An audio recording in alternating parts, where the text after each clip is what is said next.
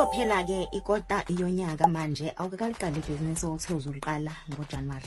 Sikuthulela iMpesu stand la ongakwazi ukuthi uzidayisele khona ama-products wethu eMpesu emphakathini wangakini uzenzele 100% profit.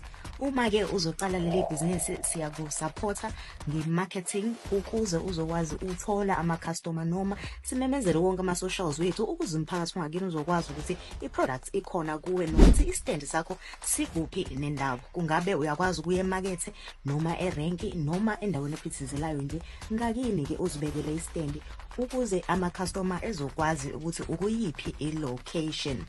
Thina-ke esikwenzayo ukukuxhasa nge-support yayo yonke-ke into ozoyidinga ukusungula iMpesu stand yakho. Ngoku-investa u-2,600 uzitholela branded merchandise ongayigqoka, uzitholele ama-pamphlets awu-100, uzophinde uzitholele kanye ne-pull-up banner ozokwazi ukuthi uyidonse ukuze ama-customer ezokubona phela ukuthi uyiphi indawo.